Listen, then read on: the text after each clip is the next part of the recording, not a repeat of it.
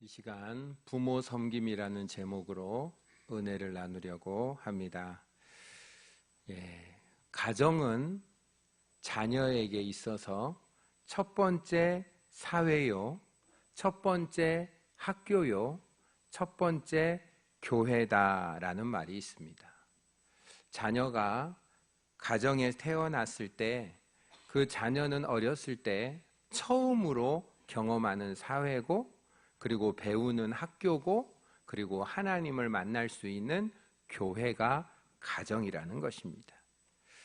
자녀들이 가정에서 부모님과 맺은 관계가, 그 관계 배운 것이 평생 좌우한다는 것입니다. 자녀들이 자기보다 나이가 많으신 어르신들과 관계를 맺을 때 어떻게 관계를 맺는가는 가정에서 부모님과 맺은 관계에서 배운 것으로 맺는다는 것입니다. 가정에서 부모를 공경하고 순종하는 것을 배우지 않는다면 그 어느 곳에서도 부모나 윗사람을 공경하고 존중하는 것을 배우기 어렵다고 합니다.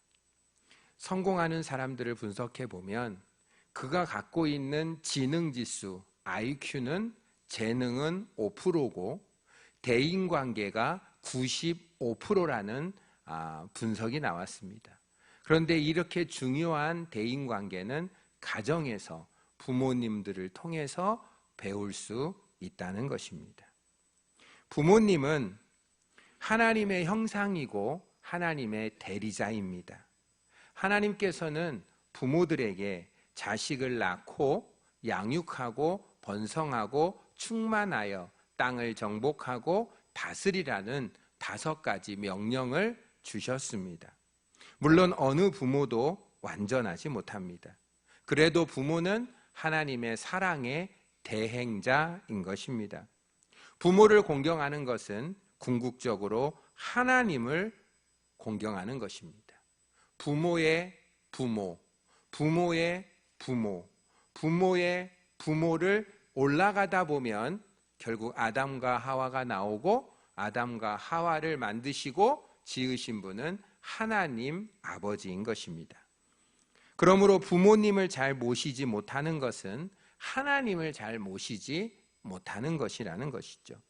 보이는 부모님을 공경하지 못하는 사람이 보이지 않는 하나님을 공경한다는 것은 매우 어렵다는 것입니다. 저 스스로도 이 어버이 주일을 맞이하며 하나님의 말씀을 보면서 부모 공경을 새롭게 해야 되겠다.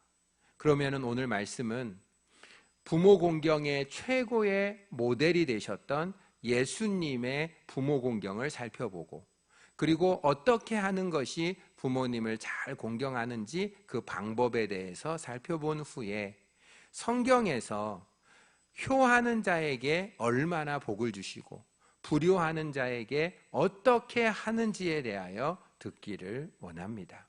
먼저 예수님께서 우리에게 보여주셨던 효의 모범입니다. 예수님은 하나님의 본체이셨습니다. 하나님이셨죠. 그런데 그 하나님께서 이 세상에 내려오실 때 사람의 모습을 입고 내려오셨고, 사람 중에서도 주인이 아니라 종이 되었고, 종 중에서도 의인이 아니라 죄인이 되어 십자가에 죽어야만 하는 큰 하나님의 뜻을 가지고 이 땅에 내려오셨습니다. 사람이 동물이 되는 것도 쉽지 않은데 하나님이신 그분이 사람이 되었다는 것, 죄를 가지고 있는 제한적인 사람이 된다는 것 자체도 하나님 아버지의 뜻에 순종한 것입니다. 이 세상에 예수님이 내려오신 것 자체도 하나님 아버지의 뜻에 순종해서 이 세상에 오셨다는 것입니다. 그리고 그분이 인간의 몸을 입으신 하나님인데, 육을 입으신 하나님이 예수님이고 영으로 오신 예수님이 성령님이십니다. 하나님, 성령님, 예수님, 성령님은 삼위지만 본체이고 일체입니다. 그 하나님이신 성자 예수님이 이 땅에 인간으로 오셨을 때 그에게는 육신의 부모가 있었습니다. 우리에게는 부모가 둘이죠. 우리를 향한 영의 부모님이 있고 우리를 낳아주신 육의 부모님이 있는 겁니다.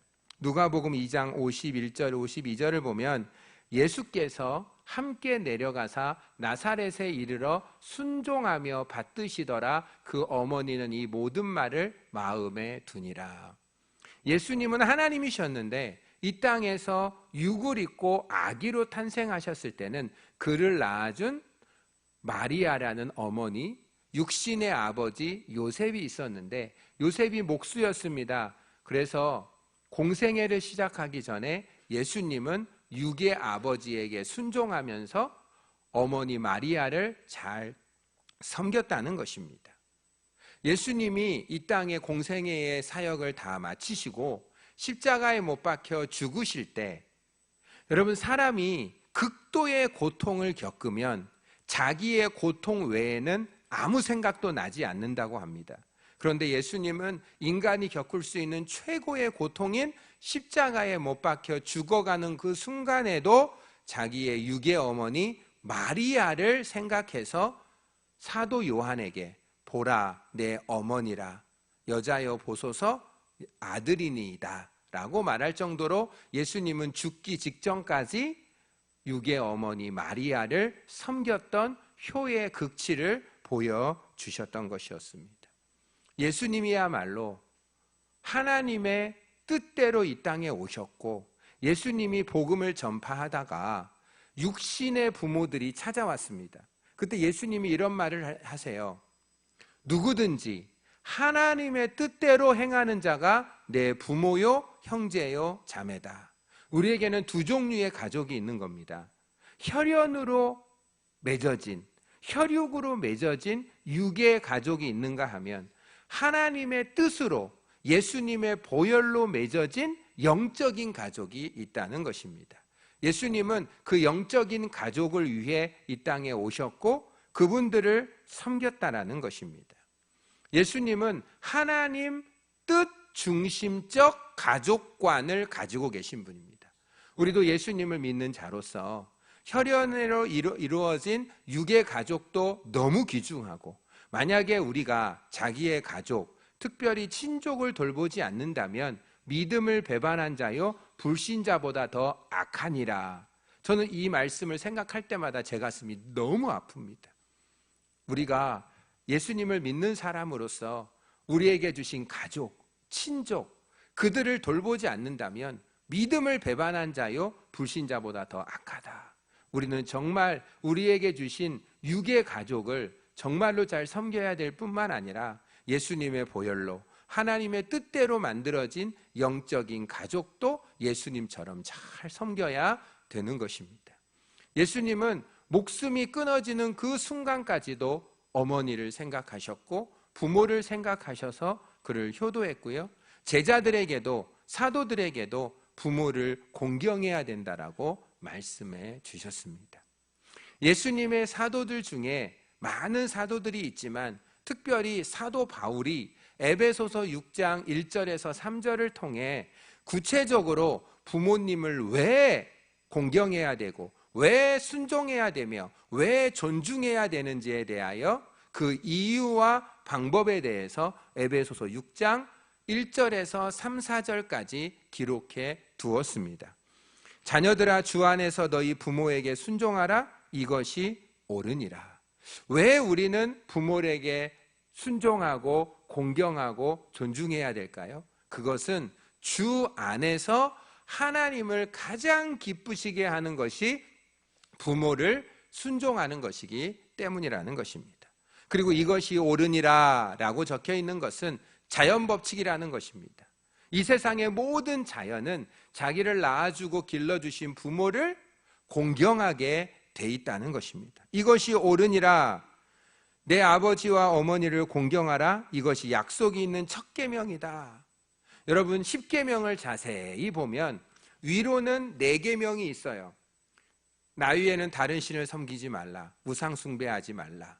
망령되이 부르지 말라, 안식일을 잘 지켜라. 이 네 가지 계명이 있고 밑으로 살인, 간음, 도둑, 거짓말, 탐내지 말라는 것이 있는데 그 중간에 5번째 계명으로 내 부모를 공경하라 라고 기록되어 있습니다. 이 부모를 공경한다라는 이 계명을 잘 지킬 때만이 위로는 하나님에 대한 계명을 잘 지킬 수 있고 밑으로는 대인관계의 계명을 잘 지킬 수 있는 고리 역할이라는 것입니다. 부모를 잘 공경하지 못한다면 하나님도 제대로 공경할 수 없고 이웃과의 관계도 제대로 섬길 수 없기에 중간에 이 부모 공경을 넣어두셨고, 부모 공경의 다른 계명들은 다 저주 분위기입니다. 말라 말라, 하지 말라 하지 말라 하지 말라로 돼 있고, 하지 말라는 걸 하면 저주 받습니다. 하라는 것을 하지 않으면 복을 못 받습니다. 나 외에 다른 신을 내 마음에 두지 말라. 두면 저주 받습니다. 하늘에 있는 거나 땅에 있는 땅 속에 있는 어떤 형상도 만들거나 절하거나 섬기지 말아야 됩니다. 우상을 섬기면 저주 받습니다. 여호와의 이름을 함부로 부르면 저주 받습니다. 주의를 기억하여 온전히 지키지 못하면 힘들어집니다. 살인하면 사형당하고, 간음해도 저주받고, 도둑질해도 저주받고, 거짓말해도 저주받고, 탐내도 저주받습니다. 9가지 계명은 다 하지 말란데 했다가는 큰일 납니다. 그런데 5번째 중간에 내 부모를 공경하라. 그리하면 여호와 하나님이 내게 준 땅에서 내 생명이 길고 복을 받으리라 라고 축복이 약속되어 있습니다. 복이 약속된 단 하나의 계명, 그게 부모 공경이라는 것입니다. 부모 공경은 그만큼 어렵기도 하고, 그리고 부모 공경이 살인죄보다 하나님의 입장에서는 더 무섭게 여기는 죄라는 것을 우리는 그 순서를 통해 알 수 있습니다. 10계명은 1계명이 가장 무서운 겁니다. 중한 걸로 치면 1계명이 제일 무섭습니다. 1계명을 지키지 못하면 아무 계명도 지킬 수 없습니다. 1계명부터 10계명까지 다 중요하지만 중요한 것 순서로 돼 있는데, 살인보다 간음보다 더 해서는 안 돼. 절대 해서는 안 되는 게 살인이잖아요. 근데 그것보다 더 해서는 안 되는 게 부모에게 불효해서는 안 된다는 것입니다. 우리가 부모를 공경해야 될 이유는 하나님이 너무 기뻐하시기 때문에, 자연스러운 자연법칙이기 때문에, 그리고 축복이 달려있기 때문에, 그리고 신의 법칙이기 때문에 우리는 그것을, 그리고 모범이 되기 때문에 꼭 지켜야 된다는 것이죠. 그러면 어떻게 하는 것이 부모 공경의 방법일까요? 권위를 인정하셔야 됩니다. 말씀에 청종하셔야 됩니다. 말씀에 순종하셔야 됩니다. 그리고 필요를 공급하셔야 됩니다. 4가지 방법으로 우리는 부모를 공경하는 실제적인 행동을 해야 되는 것입니다. 권위를 인정해야 합니다. 부모는 조건으로 존중하는 것이 아니라 존재로 존경해야 합니다. 인격으로 존경하는 분이 아니라 위치로 존경해야 됩니다. 우리는 부모님이 나에게 존경받을 만한 조건이 형성되면 나는 존경하겠습니다. 이 세상 사고방식입니다. 상황이 돼야죠. 조건이 돼야죠. 부모님이 내게 해준 게 있어야죠. 그래야 존경을 하죠. 조건이 아니라 존재로 존경해야 된다는 겁니다. 하나님이라는 존재 자체로, 부모님이라는 존재 자체로 우리는 그분을 공경하고 순종하며 존중하며 잘 섬겨야 될 이유가 있다는 것입니다. 인격이 아니라 위치로 존중하셔야 됩니다. 우리 부모님은요, 사실 존경할 만한 인격이 아니세요. 정말로 아니세요. 정말로 인격이 아니세요. 라고 해서는 안 됩니다. 그 위치, 부모라는 위치, 하나님의 대행자, 하나님의 대리자, 하나님을 보여주시는 분으로 하나님이 세우셨기 때문에, 부모보다 부모를 세우신 부모의 부모의 부모의 부모가 되시는 하나님을 두려워해야 우리는 부모를 공경할 수가 있다는 것입니다. 우리는 부모의 말씀에 청종해야 됩니다. 귀담아 들어야 됩니다. 우리가 아까 교동문을 했는데 너를 낳은 아비의 법을 지키고 늙은 어미의 말을 경홀히 여기지 말라. 늙은 어미의 말을 경히 여기지 말라. 공경하라 이 얘기는 카베드, 무겁게 여기라, 신중히 여기라, 존중하라 라는 말은 아주 귀하게 여기라는 거예요. 가치 있게 여기라는 말이에요. 그런데 정반대로 경홀히 여기고 무시하고 멸시한다. 사무엘상 2장 30절에 보면 이런 말씀이 있어요. 하나님이 말씀하시기를 나를 존중하는 자를 내가 존중히 여기고 나를 멸시하는 자를 내가 멸시하리라. 우리가 부모를 존중히 여기면 하나님이 우리를 또 존중히 여겨주시고, 우리가 부모를 멸시하면 하나님이 우리를 멸시하는 겁니다. 우리도 하나님을 존중히 여겨야 합니다. 하나님을 무시하는 자, 예수님을 믿지 않고 예수님을 무시하는 자, 어떻게 하나님이 그를 돌봐줄 수 있겠습니까?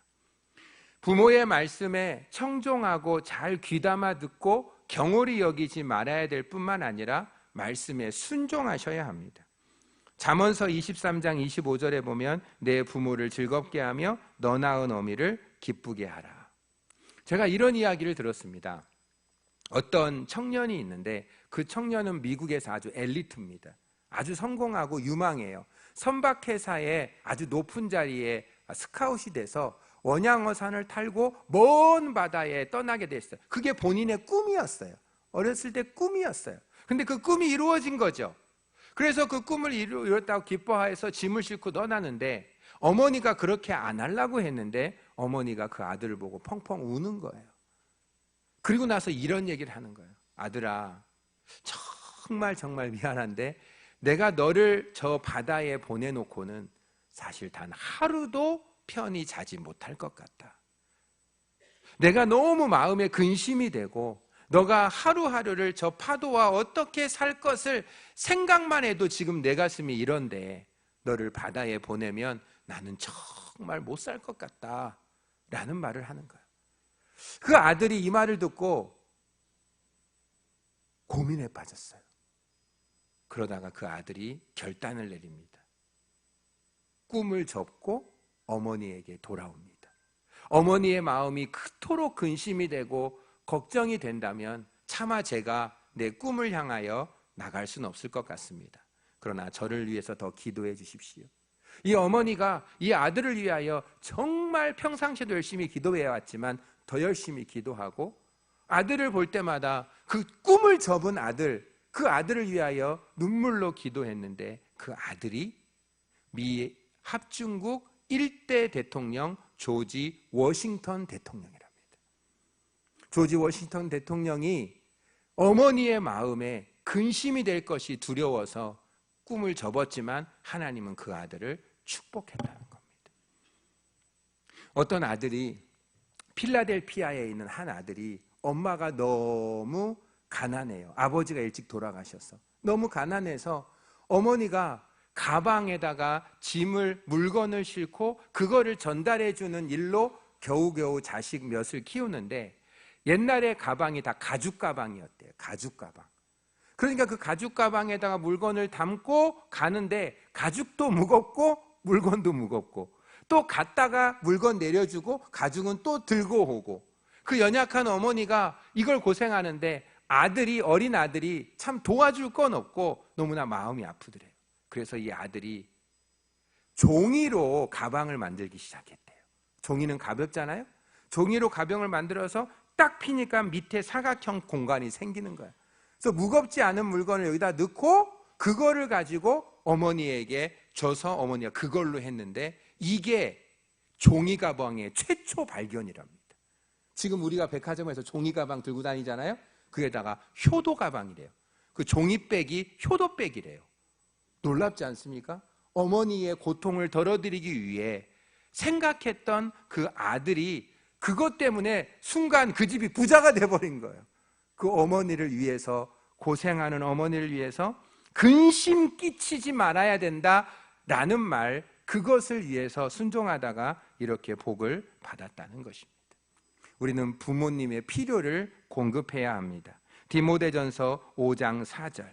디모데전서 5장 4절에 보면 만일 어떤 과부에게 자녀나 손자들이 있거든 저희로 먼저 자기 집에 가서 효를 행하여 부모에게 보답하기를 배우게 하라. 이것이 하나님 앞에서 받으실 만한 것이다. 신앙생활도 너무 중요하지만 우리가 집안에서 어르신들을 섬기는 것이 하나님이 너무 기뻐하신다는 것입니다. 여러분, 이제는 성경에서 하나님은 효도하는 자에게, 불효하는 자에게 어떻게 생각하시는가, 어떻게 다루시는가. 여러분, 하나님은 불효자에게 굉장히 진노하십니다. 신명기 21장 18절 21절을 읽어드리겠습니다. 이게 바로 하나님이 불효자에게 가지신 하나님의 마음입니다. 신명기 21장 18절에 보면 사람에게 완악하고 패역한 아들이 있어 그의 아버지의 말이나 그 어머니의 말을 순종하지 아니하고 부모가 징계하여도 순종하지 아니하거든 그의 부모가 그를 끌고 성문에 이르러 그 성읍 장로들에게 나아가서 그 성을 장로들에게 말하기를 이 자식은 완악하고 패역하며 우리 말을 듣지 아니하고 방탕하며 술에 잠긴 자라 하면 그 성읍의 모든 사람들이 그를 돌로 쳐 죽일지니 이같이 내가 너희 중에 악을 제하며 그리하면 온 이스라엘이 듣고 두려워하리라. 여러분, 살인하면 사형당하고요, 간음해도 돌로 쳐 죽이는데 부모에게 불효한 자에게도 성경에는 죽여야 된다라고 말할 정도로 무섭게 다루시는 겁니다. 잠언서 20장 20절에 자기의 아비나 어미를 저주하는 자는 그 등불이 유암 중에 꺼짐을 당하리라. 신명기 27장 16절에도 그 부모를 경홀히 여기는 자는 저주를 받을 것이다. 경홀히 여기만 해도 저주를 받는다는 겁니다. 여러분, 이 말씀을 쭉 들으면 성경에서 떠오르는 인물이 없습니까? 하나님 부모님에게 불효해서 저주받은 그 사례가 떠오르는 게 없습니까? 노아의 세 아들. 노아의 세 아들을 생각해 보십시오. 그 노아가 얼마나 의인입니까? 노아가 얼마나 의인입니까? 수백 년 동안 방주를 그렇게 끝까지 지은 게 보통 일이 아니지 않습니까? 그 욕을 들으면서도 끝까지 인내했지 않습니까? 말도 안다는 산에다가 배를 짓는다는 것. 그 당시에는 홍수라는 개념이 없었어요. 비가 많이 온다는 개념이 없었어요. 근데 비가 많이 와서 물심판이라고 전혀 머릿속에 개념이 없는 거를 그냥 믿음으로 순종하며 방주를 지었는데, 그렇게 거룩한 의인도 결국은 포도주에 취해서 나체로 있을 때 둘째 아들 함이 그거를 그냥 조용히 덮으면 될 것을 그걸 막 떠벌렸지 않습니까? 첫째 아들, 셋째 아들 셈과 야벳은 뒷걸음질 쳐가지고 부모님의 그 부끄러운 부분을 덮어주지 않습니까? 나중에 깨어나서 노아가 어떻게 합니까? 함을 저주합니다. 함을 저주합니다. 그리고 셈의 하나님을 찬양합니다. 야벳을 셈의 장막에 머물게 합니다. 얼마나 셈에게 축복한지 모릅니다. 잘못은 본인이 해놓고. 그런데 하나님은 부모의 기도대로, 부모의 결정대로 해 주시는 것입니다. 어떤 어머니가 있었습니다. 자녀를 사랑했습니다. 근데 그 어머니가 사고를 당해서 수술대에 올라가게 됐어요. 쉽지 않은 수술이에요. 그런데 그것을 들은 아들이 병원에 오지 않고 집에 뛰어들어가 어머니 집 문서, 땅 문서, 은행 통장을 갖고 나왔답니다. 제가 이 얘기를 듣고 얼마나 마음이 아픈지. 어머니는 지금 사고당해서 수술하러 수술대 가고 있는데 병원에 안 가고 그 얘기 듣자마자 집에 가가지고 어머니의 재산을 챙겼던 아들. 근데요, 나중에 어머니가 수술 후에 깨어납니다. 온전히 일어나서 그 사건을 알고 너무 괴로워하는 거야. 이 어머니가 너무 괴로워하는 거야. 내가 자식을 정말 잘못 키웠다. 너무 괴로워하는 거야. 여러분, 정말 하나님은 정말로 그 부모에게 불효한 자를 아주 무섭게 처리하는 것을 제가 성경을 보면 볼수록 깨달으면서 두려움에 빠져버린 겁니다. 그런데 효도에 대해서 하나님은 어떻게 축복을 하실까요? 출애굽기 20장 12절에 이런 말씀이 있어요. 10계명에 나오는 거예요. 10계명에 출애굽기 20장 12절에 내 부모를 공경하라. 그리하면 너의 하나님 나 여호와가 내게 준 땅에서 내 생명이 길리라.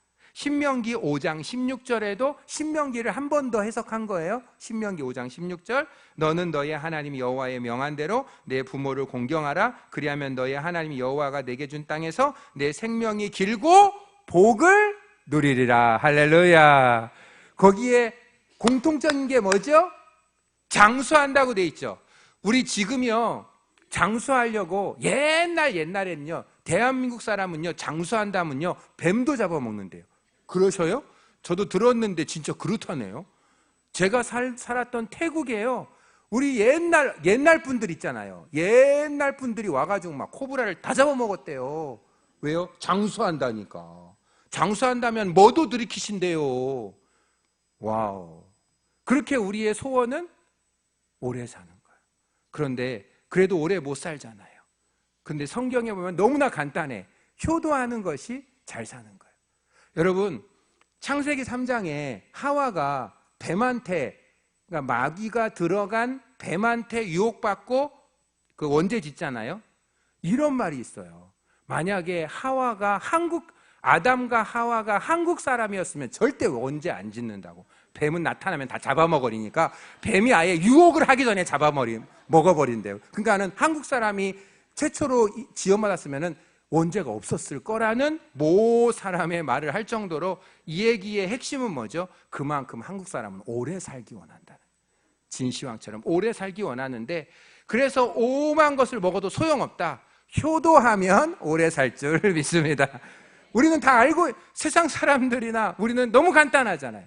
그리고 우리는 성공하려고, 출세하려고 얼마나 남을 죽여서 출세하려고 얼마나 노력합니까? 근데요, 간단하죠. 효도하면 출세하고 잘되고 장수하고 성경이 진리인 줄 믿습니다. 룻기 2장 10절을 읽어드릴게요. 여러분, 효에서 복받은 사람, 오늘 이거는 잊지 마세요. 효에서 복받은 사람의 대명사가요, 요셉과 룻이에요. 요셉과 룻이에요. 룻이요, 엎드려서 절하며 그에게 이르되 나는 이방 여인이거늘 당신이 어찌하여 내게 은혜를 베푸시며 나를 돌보시나이까, 이러죠. 여러분, 모세오경을 읽으면 모압 여자, 이방 여자는 절대 이스라엘의 총회에 못 들어옵니다. 이스라엘의 총회에 이방 여자 절대 못 들어옵니다. 그런데요, 룻은 이방 여자입니다. 모압 여자예요.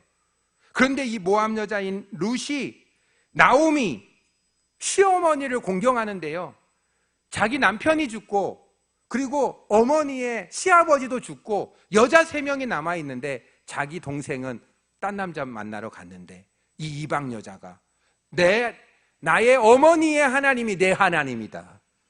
내 어머니의 하나님이 내 하나님이다. 나는 어머니가 죽기 전까지 어머니를 떠날 수 없다.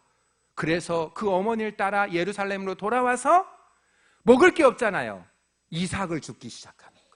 어머니를 죽을 끓여드리려고 이삭을 줍기 시작하는 거죠. 그때는 되게 무서운 시대라 남자가 여자를 공격할 수 있기 때문에 그 아름다운 모습을 보고 보아스라는 남자가 지켜줬어요. 일부러 곡식을 좀 거두는데 남겨두라 했어요. 그 시어머니를 공경하는 걸 보고 사람들이 다 감동하는데 그 시어머니가 시키는 대로 한 거예요. 너는 이렇게 해라. 그대로 했는데 보아스의 아내가 돼서 그 보아스의 아들의 아들이 이새고 이새의 아들이 다윗입니다. 다윗 왕가의 할머니가 됩니다. 이방 여인인데요, 이스라엘 왕가의 할머니가 되고 예수님의 혈통에 들어가는, 있을 수 없는 일인데 하나님이 효도하는 자는 하나님이 내규를 바꿔서라도 복을 주면서까지 이것을 하는 것입니다. 여러분, 고려시대에 박정승이라는 분 아십니까? 그분이 나라에 큰 위기가 왔대요. 아주 그 전쟁이 일으키려고 그 북쪽에 있는 그 야만족들이 와서 전쟁을 걸고 싶은데 명분이 있어야 되잖아요. 그래서 똑같이 생긴 말 두 피를 가져와서 어느 말이 엄마 말이고 어느 말이 새끼 말인지 맞춰보라는 거예요. 그거를 못 맞추면 전쟁을 일으키겠다는 거예요. 당황스럽죠. 그런데 왕하고 신하들이 이거를 몇 달 동안 했는데 답이 없는 거예요. 너무 괴로운 거예요. 전쟁이 일어나면 질 수밖에 없는데, 그래서 이 박정승이 집에 가서 막 끙끙 앓고 있는데, 그때는 고려장이 있었잖아요. 고려장인데 박정승은 그거를 어기고 집에다가 노어머니를 섬기고 있었어요. 그 노어머니가 왜 이렇게 걱정하냐고 물어보니까 이 얘기를 해주니까 이 어머니는 너무 쉽게 얘기하는 거예요. 그거는 나처럼 나이 많이 든 엄마라면 금방 하는데? 이러는 거예요. 에? 그 어려운 거를 어떻게 합니까? 그거 쉬워. 하루만 말 두 필 굶겨. 그리고 한 말만 먹을 수 있는 여물을 딱 앞에다가 둬. 막 달려들여서 먹는 게 새끼고, 한 발 뒤로 딱 해서 자식 먹을 때까지 기다리는 게 어미야. 그거 몰랐니? 이러는 거예요. 몰랐죠? 그래가지고 그 다음날 모든 왕과 신하와 사신들 다 있는데 하루 굶겨놓고 딱 두 필을 뒀고 하루 한 필 여물을 딱 뒀더니 덤벼드는 거예요, 한 필이. 근데 신기한 건요, 옆에 있는 말은 가만히 지켜보고 이렇게 관망하는 거예요. 그 이유가, 그게 양이 안 많으니까 이걸 내가 같이 먹으면 안 되는 거죠. 자식 다 먹고 남으면 좀 먹으려는 것이 동물의 본성이랍니다. 이걸 딱 봤을 때 그 사신들이요, 놀래는 거예요. 그 지혜에. 그리고 결론이 뭔지 아세요? 돌아가서 고려에 이런 지혜자가 있는 한 전쟁 일으키면 집니다. 전쟁 일으키면 집니다. 이런 지혜자가 있는 나라를 어떻게 공격을 합니까? 전쟁을 안 일으켰다라는 말을 제가 지어냈겠어요? 실화를 제가 발견했겠어요? 네, 발견한 겁니다. 그리고 왕이 뭐라고 했게요?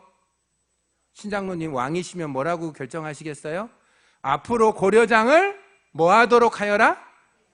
폐지하도록 하여라. 그래서 고려장이 없어졌다라는 말입니다. 알래스카에도 고려장이 있었대요. 알래스카에도. 하여튼 힘들고 어려운 곳은 부모님을 그랬나 봐요. 그러니까 이 아버지가 그러니까 아버지의 아버지가 나이 드니까 죄송합니다, 아버지 어디 좀 가입시다.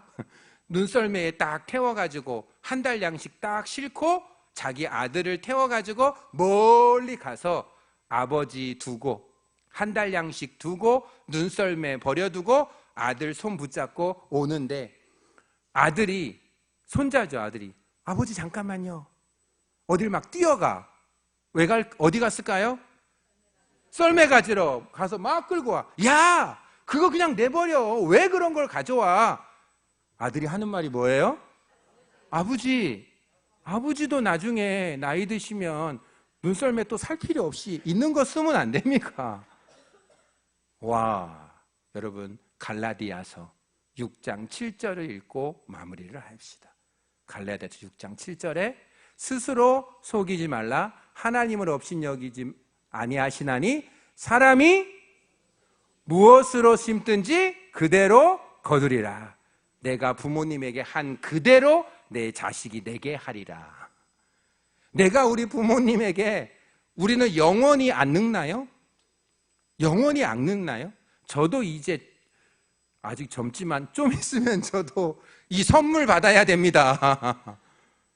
그런데 지금 내가 어르신을 어떻게 섬기느냐가 나의 미래의 모습입니다. 내가 어떻게 어르신을 섬기느냐가 내 자식이 나를 섬기는 것을 아는 것이죠. 심은 대로 거둡니다. 우리가 부모님에게 어떻게 심든지 그대로 거두오니 부모님을 못 섬긴 거 회개해야 될 줄 믿습니다.